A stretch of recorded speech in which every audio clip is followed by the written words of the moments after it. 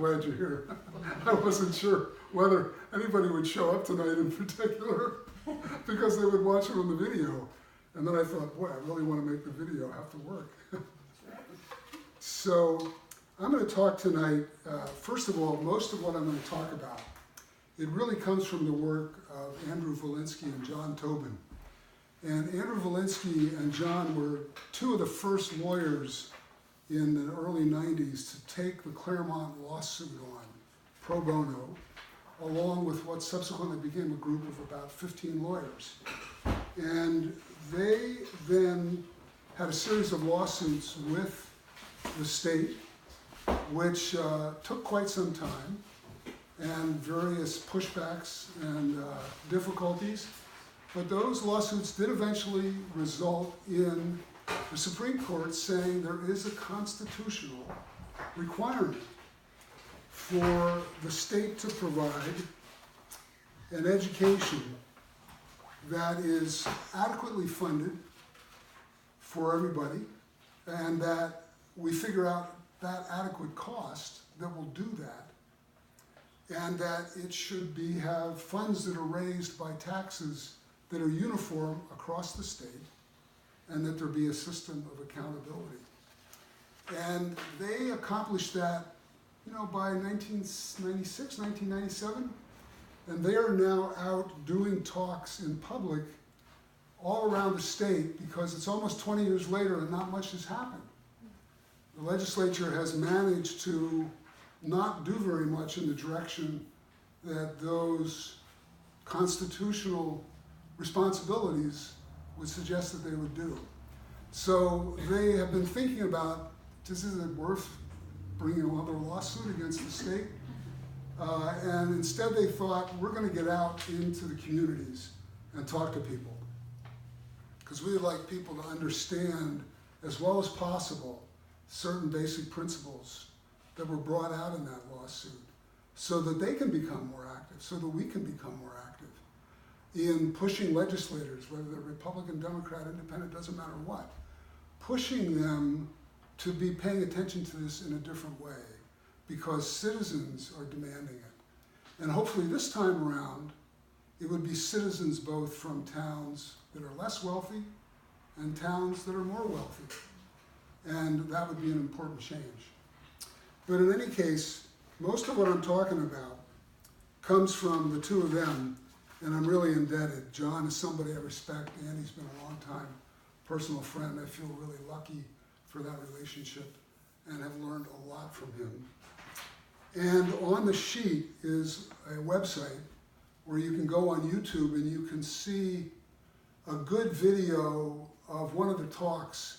And I didn't catch which school it was at, but it's their whole talk. And it goes through all of the basic things that I'm going to talk about here. But I've distilled out what feel to me and what seem like the ones that most get people's attention. And then they're describing a lot more information than what I'm going to impart here. So if you want to see the whole package, that particular video's got good video and good audio. And if you don't want to listen to the superintendent, you can move through 2 minutes and 40 seconds. But actually, I thought she was pretty sharp and said some pretty direct things. Because I've been to their talks several times, and sometimes I'm not even sure the people that are introducing them know exactly what it is that they've been doing all those years. But in any case, we're going to talk about school funding, and we're going to talk about property taxes. But we're not going to talk about them alone, because they sit in what I think of as an interconnected network of issues that are affecting school funding, and what goes on in school funding is going to profoundly affect that network of issues. We're not going to talk about them specifically, but they are things that I want to mention, because school funding, just like it doesn't sit by itself in a town, it doesn't sit by itself as a single issue. It is really intimately underlying really significant other issues in the state. And one of those is an aging demographic and the flight of educated young adults out of the state, the inability of the state to attract educated workers and keep educated workers. workers that are educated in the trades. People are not being able to find them. The debt load that educated young adults do have, particularly if they graduated from institutions in this state, are causing people to leave the state. We do not have, by and large, a family-friendly government approach to school funding, to taxation, to affordable housing. And all those things are affected very much by the forces that affect our school funding and our property taxes. And also, just to say, the cycle of poverty is a real thing. It's not just a sociological construct that somebody made up. It is a real thing. There's solid data that demonstrates that if you go 3 generations where you've not been able to pass on the cultural, social, and financial capital of a family, by the 3rd generation, that's lost. And it won't be recovered unless there's an intervention. And the one that's the most commonly available is education, because finances aren't commonly available as one of the other major interventions, but education is one of the major interventions that can break that cycle. So we're talking about that in the state in ways that I think a lot of folks don't realize the extent of it. And it is extensive. Even though we have a low percentage of people that live below the US poverty level, compared to the national average, which is about 15% in any state, ours is about 9%. The national poverty level is raising a family of 4 on an income of $25,400. And I think that's before taxes. So we have a lot of people that are earning more than that and struggling like crazy. Because if you look in Manchester, for example, if you want to raise a family of 4, you need an income of at least 70 grand. And you're not doing anything but paying for childcare, an apartment, food, transportation, stuff for your kids, clothing. You don't go out, you don't do anything on that. So we are in a state that is being starved in a bunch of different ways of resources that can help a lot of different people flourish. And the school funding thing is one of the most striking examples of it. So first I'm going to talk about school funding in New Hampshire as compared to other states, to put it in sort of a national context. And that information is there on that sheet, because the average cost of educating somebody in the United States, a student, is about $12,000, give or take a couple $100. And some states provide less than $7,000 as an average. So that means that's the middle. I don't know how far down that goes, or how far that goes up above $7,000. Some provide up to $21,000, and again, can be quite a bit higher, could be lower. It's there on the sheet, but I was stunned. I didn't expect Utah to be the state with the lowest. But it is, it's the state with the lowest expenditure per student for education. And maybe there's a lot of other reasons for that, but that got my attention. And in general, there's about $560 billion of state revenues are spent in 2016, 2017 for all education of all K through 12 students in the United States. And property taxes play a role in just about every state's source of revenue. There's maybe 4 or 5 states that don't have a property tax at all that contribute to educational funding. But most of them do, and somewhere the ratio tends to break down fairly commonly into about 45% local taxes, 45% state taxes, 10% federal taxes. And then there's variations around that. Some states maybe have 30% property tax. But it's somewhere in that general ballpark. That's what's going on around the country. And when we look at New Hampshire, we're educating about 188,000 kids this last year in 167 school districts, and we have a budget of a little over $3 billion And the average cost to educate those kids, I calculated a couple different times with a couple different sets of data, and then I ran into some calculations. They were all a little bit different. 16,000 seemed to be a reasonable figure to present as an average cost in this state. And we're a state that's not throwing money at schools by and large.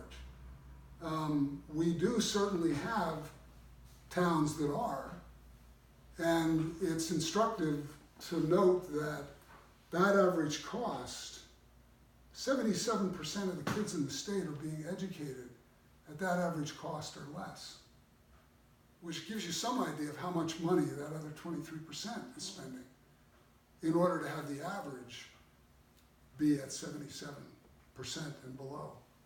So in this state, that's the average cost, and our revenues, they come from this statewide property tax, which I'll talk a little bit more about.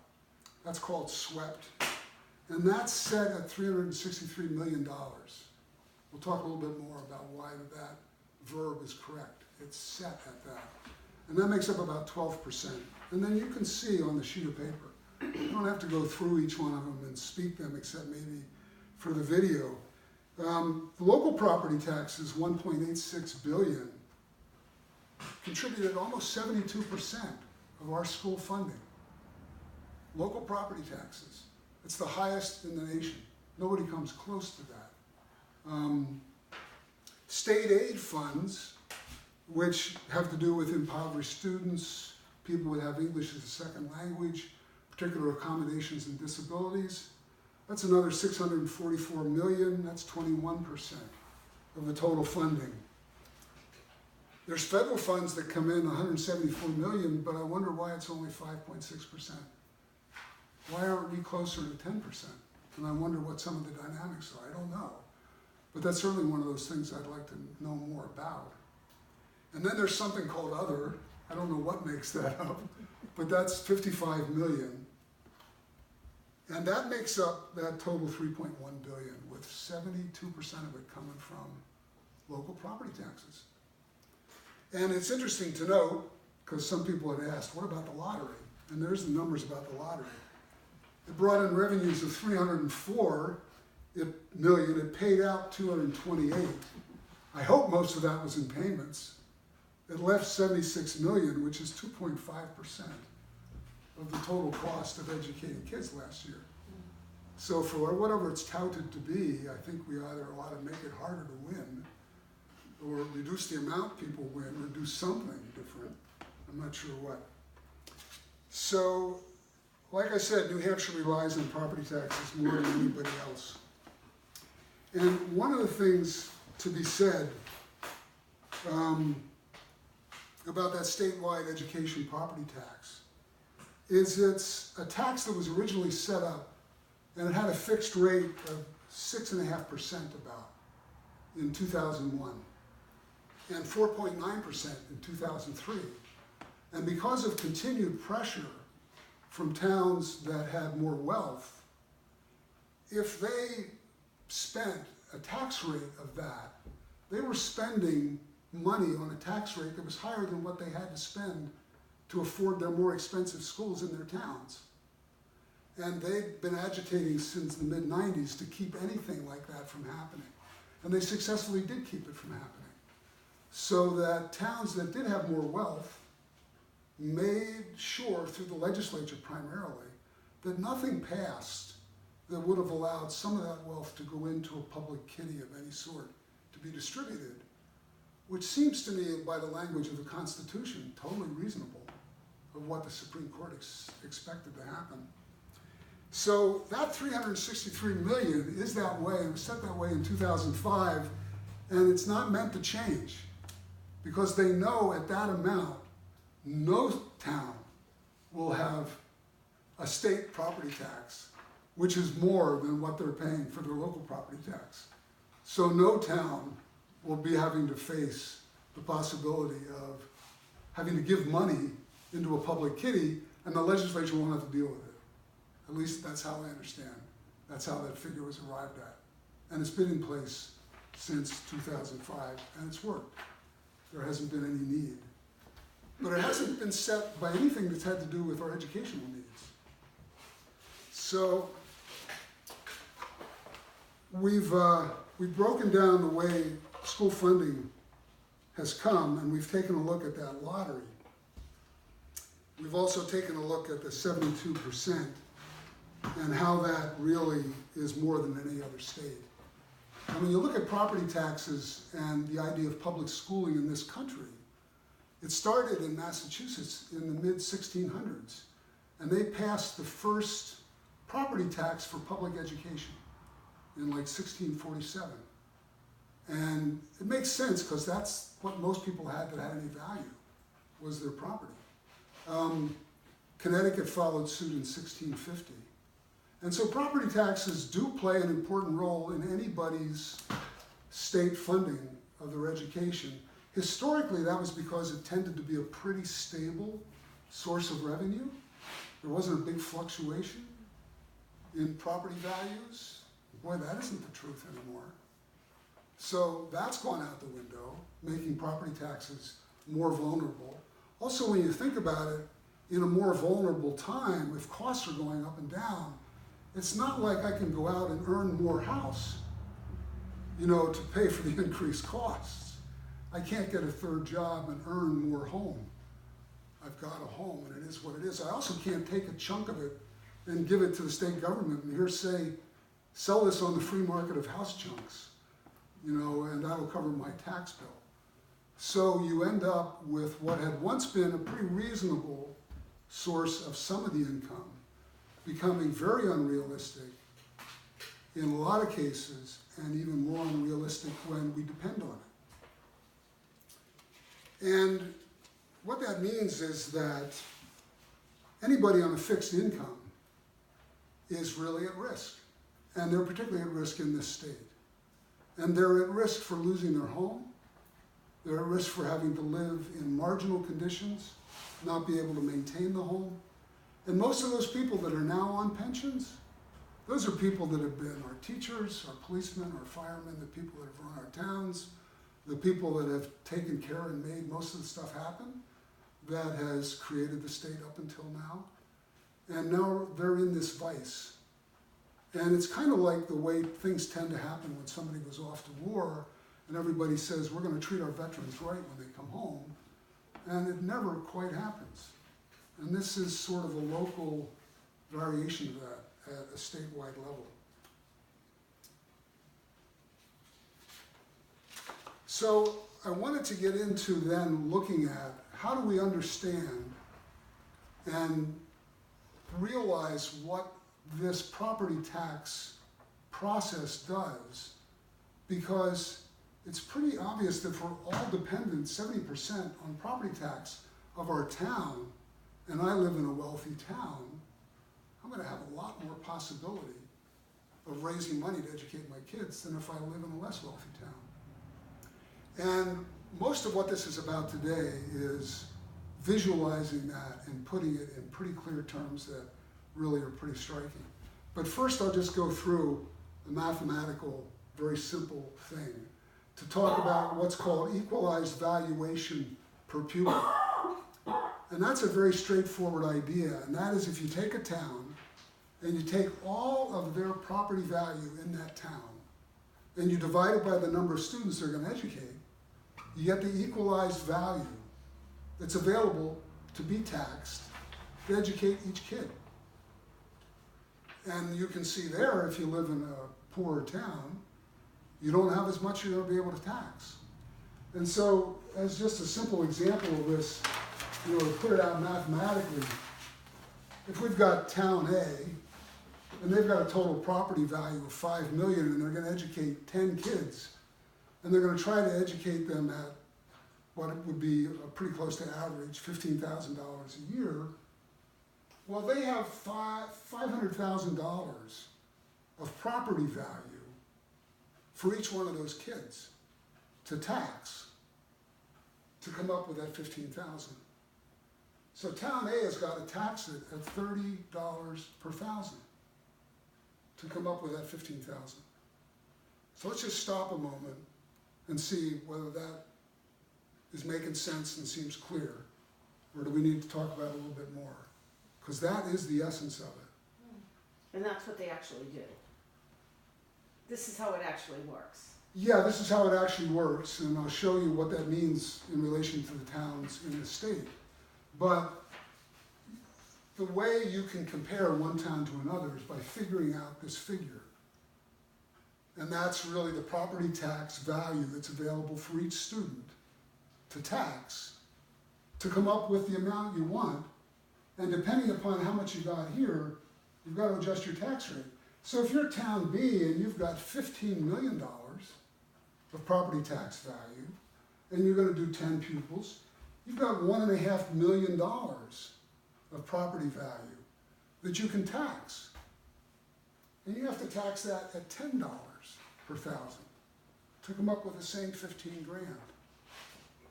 And that's the crux of the matter, right there. And the fact that town B, so far in this state, has felt protected and totally comfortable, saying, hey, it's our money, it's our town. We can do whatever we want with the property. We might want a more expensive education. They raised it to $15, it's still only half. And now they've got an education that's $22,500. So when you look at this through the lens of this notion of equalized valuation of property as the common denominator, certain things start to jump out. And they need to get more clear to more people that are struggling with why do our property taxes go up. And in order to get a sense of how that works out for different states, in different towns in the state, I'm going to use Andy's prime prop. And he was told when he first ran for executive council that he was going to need a staff if he was going to run. And he said, I don't have any money for a staff. But he really wanted to keep making points about what was going on with the property tax. So he got himself a staff. And I'm totally indebted to him for this, because it is the visualization of everything that we're talking about. Because on this staff, you can see, I'll do it over here because I think it'll still end up and you'll be able to see it. But on this staff, this is set proportionate, so it's an 8-foot staff. And the town at the bottom has no property value whatsoever, 0. The town at the top has $2.6 million of property value per student. That's Portsmouth. And this is in no way anything against any of the towns I'm going to talk about. That's just the reality of Portsmouth. Some of it might have to do with really intelligent planning, smart business people, all that sort of stuff. But at some level, they're taking advantage in intelligent ways of resources that were there for them to use. A seacoast, a mountain range, 93, stuff that has nothing to do but random. Andy was telling me the other day that a woman in Sunapee came and said, damn, if a meteor had just fallen down another 30 miles to the left, Newport would be in great shape. I think that was the town. I may have the geography wrong, but that was part of the point. So when you look at this, it's set with Portsmouth as the top of the staff, but the actual reality of the spread of variation in this figure, equalized valuation per pupil, if we were to put Moultonborough on this staff, the staff would be twice as long plus a third. So it would be going up into the rug braiders world upstairs, making trouble. That's hard to imagine. And I wish there was a way, we could all go outside and I could go flip, flip, flip, and have this thing be that high. And it isn't even the highest. The ones that are higher are sort of crazy. They're like Newington. Newington educates like 60-some kids. But they have $17 million per kid. That's 3 times what Moultonborough has. Now, that translates into a property tax of about 38 cents per thousand. is, I think, and I don't know who they pay to do their schooling, but just as an example. So to use Portsmouth to 0 as our usable scale, this is the average equalized value per pupil. It's about $950,000, something like that. It's on the sheet, $980,000. And that's the value that the average town has to draw on to educate its pupils. This is Northwood at about 700, I think, and 75,000 per pupil. This is Pittsfield. And Pittsfield's got about 443,000 or something. Can everybody see that? I don't know the people on the camera are going to be able to see it, but so it goes. That red line at the bottom is Berlin. They have $280,000 per pupil to educate their kids. So, what is that? A tenth of what Portsmouth has? So, if they want to do anything remotely like provide an adequate education, they're looking at multiples of a tax rate that are just, they're just crazy big compared to what a lucky town like Portsmouth would be able to tax its property. And, you know, some people will argue, well, Pittsfield, they did a bad job about this, or they did a bad job about that, or I don't know, their school system does this or does that. I mean, I've heard people when I've been out knocking on doors, you know, some people, it's like Berlin, I mean, why would you stay up there? Just by the by, Portsmouth is, I think, educating about 2,500 kids. Berlin is educating 1,100 kids. That's 1,100 kids up there. We're educating about 770. Pittsfield's educating, I think, about 500. That's 1,100 kids that are up there dependent upon that education.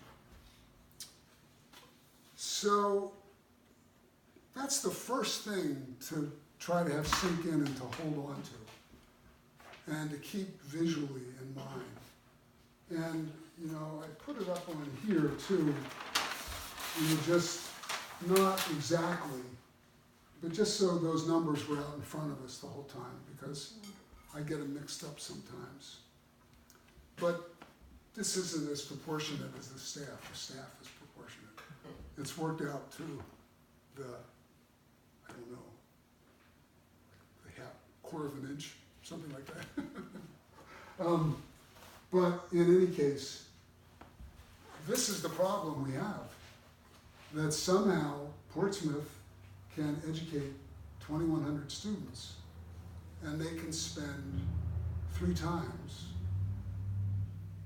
or not 3 times, they can spend significantly more per student, and they have a tax rate that's, I think, about 1/3 of ours. And this staff is another representation of that. And that's where, so just so far in terms of all of this that I'm talking about, does it make sense? Does it feel like, yeah, I see this and I get it? Does it feel like it's sinking home in some different way? Like, boy, I never quite understood that that's the way it was? Or are people feeling like, well, yeah, you know, I knew this, like I know it now? I'm curious, because I saw this the first time and I went, what? I can't believe it. And I've been in now several of their talks that they've been doing, and I can see the people in the talk reach a certain point, and there's a bunch of people that go, what? And Tom. Well, I've been involved in this issue since I ran in the 1990s, so I'm not completely ignorant.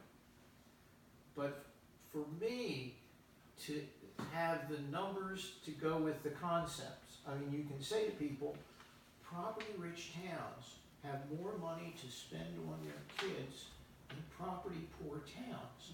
And most people know that at that relatively superficial level. But when you see a number, like the amount of property that's left in Berlin since the paper plant's closed, right? And since the railroad left town, and since the jobs left town, and since everything just collapsed, and you say, Berlin has $282,000 of property to spend per kid, and Portsmouth has 2.6 million. That's a big difference. That's a big difference. A huge difference. And then when you bring in Boltonboro, Yeah. or when you bring in Newington, who has Yeah, and I think that's such an outlier. I it's think such you an can- you outlier. can It's stick hard. with It's like Boltonboro. Bill Gates walked in, and now the average income of the room Yeah, exactly, exactly. went up. Good A analogy. lot. Yeah, So I like the idea. Let's stick with Portsmouth because we've all been to Portsmouth. yeah, Can see I the like people in wealth and the Portsmouth. resources and the buzz and the business and the hotels and the development that's happened down there. yeah. I haven't been to Berlin recently. I've been. Well, let me tell you about Berlin. Couple interesting facts that'll Berlin, come up. as the Berlin, natives, right? Berlin. I've been working on that earlier. Berlin. I grew up in Lancaster. I'm sorry, Lancaster, Pennsylvania. So I do have to say that I do have some trouble kind of adjusting for good reasons. But Berlin, I do want to talk where that fits in to the thing that crosses over all this and has just been making it worse and worse and worse and worse every year, at least since 2008, 2010. And that's the fact that the legislature has progressively cut any support, meaningful support, huge amounts of support, to what it has contributed to towns, either in the way to offset the municipal part of our municipal tax bill or to offset the amount of our school tax bill. And that's on that page too. On the back side, the legislature voted, I think it was in the days of Bill O'Brien, during one session. They had previously had an agreement to fund 35% of municipal pensions. Those are the police, the firemen, the people that work to hold the town together and do all that stuff. And willy-nilly, they said, we're just not going to do it anymore. We're the legislature. If it's not in the Constitution, we don't have to do it. We're not going to do it. They didn't say we're going to stop doing it in 10 years. They just said, we're not going to do it. So of course, I mean, people did sue them, but the court has to say, look, it's not written in the Constitution. It was an agreement. I mean, to me, it's like a promise to the people that worked for me for years to help make my life work. And now I'm going to cut them off at the knees. Well, they did that without a second thought. And there has been no ability to restore any of that. So do people lose their pension, or that No. fell on towns? Fellows in towns. We fund it now. Because we know who's in town, who's on a fixed income and living on a pension, and we're not going to cut them out. They fell on us. And I don't know what the legal obligations too were, but there was certainly a much closer personal obligation where I don't think any town was going to do what the legislature did to people, even if there was no legal obligation. I think the term we're searching for here is downshifting. Well, that even sounds more stunning than downshifting. Well, There's something about that that has to do with promise for me, yeah. Can we back up for a Please. minute? And the Claremont decision, Yes, as I always understood it, was that if there were towns that had more money because they were probably rich, their taxes were going to go to help the poorer towns. that's right. And so what happened to that? That was a court decision. Well, the best I've been able to understand it was those towns have a lot of money. They have a lot of money to influence legislatures. They have influenced the legislature successfully.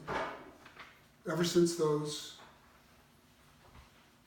rulings, and they have gotten rid of every plan that would have actually distributed some of that overage.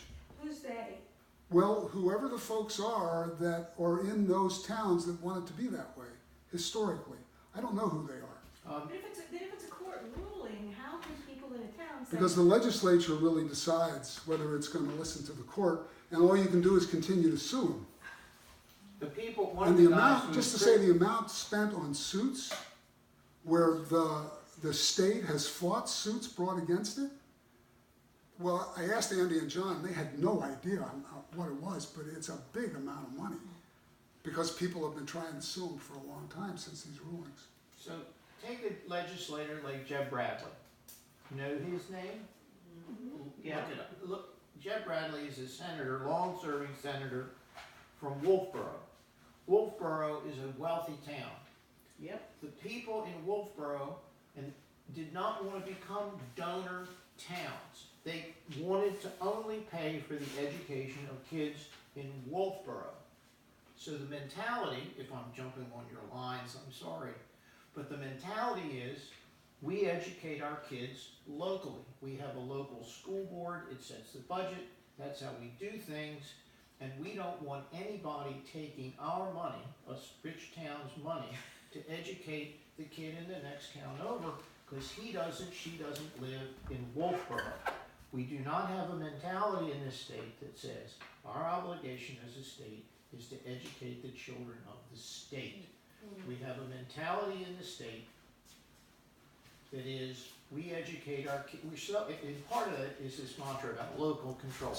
But let me just say, I mean, for me, we're skirting the line of whether we're getting into a politically, what might be described as partisan discussion. And for me, my interest is in trying to present this information as cleanly as possible. And people can start to make their own judgments about that. And I'm totally fine with that being reflected in the conversation. But I do want to say that part of this is about having information that could be out there in the world that anybody could listen to and not decide they're going to be turned off because for some reason they felt personally attacked. You know. Can you tell us how the SWEPT works? Well, the SWEPT was supposed to be a fund that was going to provide, well, as I understand it, the adequacy aid for the state. Okay. And it was going to come from a statewide educational property tax. But that statewide educational property tax, anytime that it looked like it was going to create an overage, something happened to it. An overage of. So that whatever that tax was higher than what a wealthy town might already be paying in its local tax rate. Because they're so wealthy, their local tax rate is relatively low. Is lower than what that statewide SWEPT property tax would have been. And is that where the $3,600 per student comes in? No, That's a totally that's a thing. different thing, and I'm not sure. So confusing. I'm not sure where the SWEPT is one of the harder things to connect, in my mind, with what is thought of as the adequacy age. In part because the numbers are so similar. You know, the adequacy aid right now is about $3,600 per year per student. That's what the legislature presently says is an adequate contribution from the state to provide an adequate education. Yeah. That we know costs somewhere around $15,000 to $16,000. And I think it's fair to say no matter where you go in the state, heat's going to be pretty much the same, electricity's going to be pretty much the same, bricks and mortar are going to be pretty much the same. What you got to maintain every year, just in terms of physical plant, is going to have a certain baseline cost. And so, you know, whatever this average cost is, it's not like there's a huge range around it. I think it's probably pretty close to what it tends to cost to provide what the basic needs are for an education. But the state legislature presently says we'll contribute $3,600 to that. And that's the way it is. And that comes from the SWEPT fund? I don't know exactly where that comes from. Okay. I thought at one point it did come from the SWEPT fund, but I honestly don't know. I just don't know right now. Why would I say honestly? I just don't know. Lucy. Can I go back to the municipal pensions? Yes. Just to say that one of the things about working for the state or the town is while you don't get paid as much as you would if you were out in the free market, non-governmental part. But you have this pension, you're part of the retirement system of the state. And that's, if the town, the reason the towns didn't just stop doing the pensions when the state shut off the money was because they knew they wouldn't be able to get anybody to work for them. There is that really good point. Yeah. So it's not like they were just being generous and, the nice guys. It was, they weren't gonna get anybody. It's not hard enough to get people to work for. Good point. I think that goes under the chapter heading entitled enlightened self-interest. Might be entitled self-interest, but enlightened self-interest. Let me just quickly run through those other things that are on your list, because I think they're important. Because they're aspects of what's happened to the tax and the aid provisions from the state that we had in the past go into schools. Like the third one was that there were construction grants on a yearly basis. They stopped them in 2008.